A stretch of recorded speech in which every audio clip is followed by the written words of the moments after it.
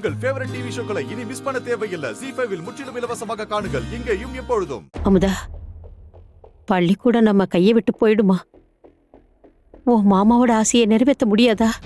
அக்கா கவலைப்படாதக்கா, நாம தான் ஜெயிப்போம். இந்த ஸ்கூல் நம்மளை கைவிட்டு போகாதுக்கா, கவலைப்படாத. ம்.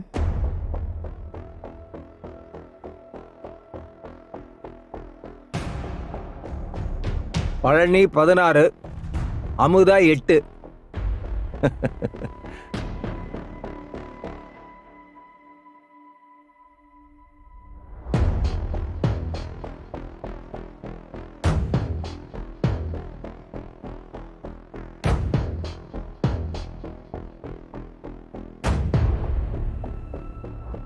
அமுதா 15, பழனி 16, பழனி 17. பாத்தியா பழனி, அப்படியே வரிசையா கொஞ்சம் கொஞ்சமா ஏறும்.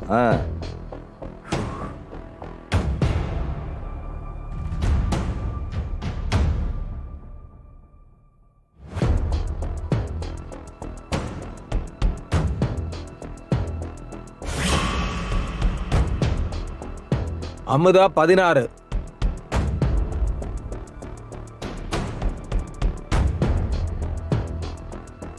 இது கடைசி ஓட்டு.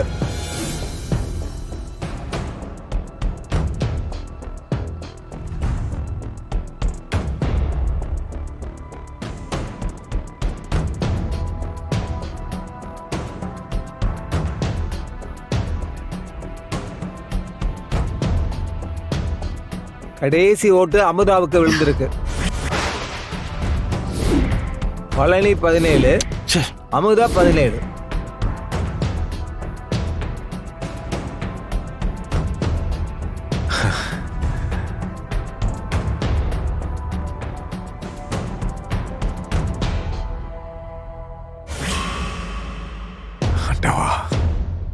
நான் இதை கொஞ்சம் கூட எதிர்பார்க்கல பழனி. என்ன இப்படி ஆயிருச்சு? 2 பேரும் சமமா ஓட்டு வாங்கியிருக்காங்க. நாம என்ன பண்றதுன்னு தெரியலையே. இப்ப இருக்கிற ஒரே ஓட்டு சிதம்பரையா மட்டும்தான். அவரும் இதுவரைக்கும் இன்னும் வரல. இப்ப எப்படி முடிவெடுக்கிறது? அப்ப இன்னொரு தடவை எலெக்ஷன் வச்சிருவோம். இதுக்காகலாம் இன்னொரு தடவை எலெக்ஷன் வைக்க முடியாது. அப்ப இப்ப என்னதான் பண்றது? ஏங்க பேசாம 2 பேருக்கும் பதவியை பிரிச்சு கொடுத்துடலாமா? ஏங்க அதெல்லாம் முடியாதுங்க. இது என்ன ஞான பழமா பிரிச்சு கொடுக்கறதுக்கு? இது பதவி, அதிகாரம் எப்பவுமே ஒருத்தர்கிட்ட தான் இருக்கணும். அப்ப இப்ப என்னதான் பண்றது? என்ன பண்ணலாம்னா, 2 பேர்ல அதிகம் படிச்சது நான் தான். அந்த தகுதியை வச்சு எனக்கு முன்னுரிமை கொடுக்கலாம். அதுவும் சரிதான். அது எப்படிங்க? இந்த தேர்தலுக்கு இதுதான் தகுதின்னு நீங்க எதுவும் சொல்லவே இல்லையே. அப்படி இருக்கும்போது இப்ப எப்படி தகுதி அடிப்படையில பதவி கொடுப்பீங்க?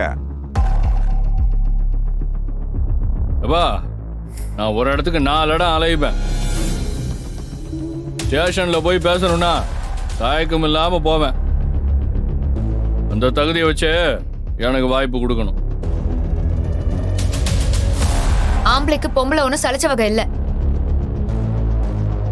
நம்ம நாட்டையே பொம்பளைங்க ரொம்ப சிறப்பா ஆண்டிருக்காக. ஏறுங்க, எனக்கு 2.5 வருஷம் கொடுங்க. நான் எப்படி பண்றேன்னு பாருங்க. அதே மாதிரி எனக்கும் 2 வருஷம் கொடுத்து பாருங்க.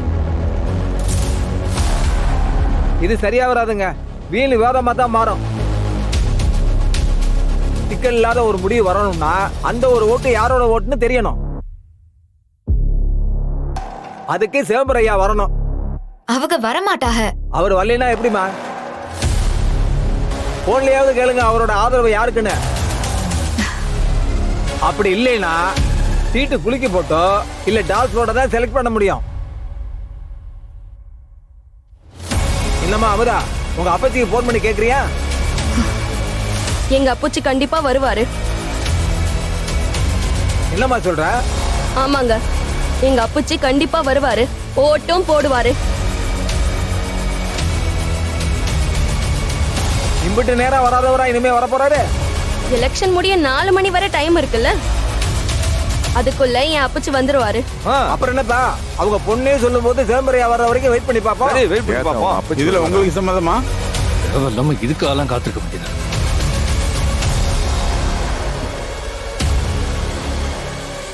4 மணி வரைக்கும் டைம் இருக்குல்ல, வெயிட் பண்ணலாம். பொறுத்து இருந்துதான் பாப்போமே என்ன நடக்குதுன்னு பாப்போம். அண்ணா விடுங்கண்ணே, அவர் வந்தாலும் நமக்கு தானே. அவர் வந்து போடணுமே.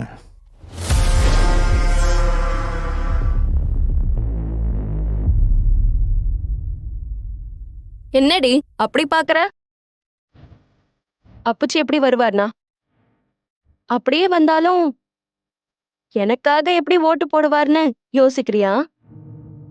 நாங்க ஜெயிக்க எல்லா பக்கமும் காய பக்காவா நகர்த்திருக்கோம். அண்ணன் வண்டிய வச்சு மிரட்டி அப்புச்சிய இங்க வர வைக்கிறதுக்கு எல்லா ஏற்பாடும் பக்காவா இருக்கு. எனக்காக ஒன்னும் அப்புச்சி வரமாட்டாரு. ஆனா அண்ணன் வண்டியோட உசுரை காப்பாத்துறதுக்காக அப்புச்சி கண்டிப்பா வருவாருல்ல?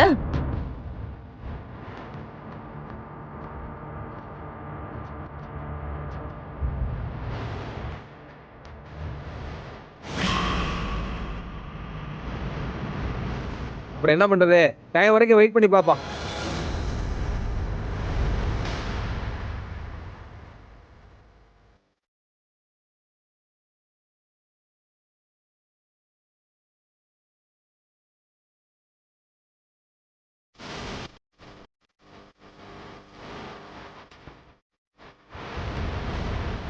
டைம் வேற ஆகிட்டே இருக்கு.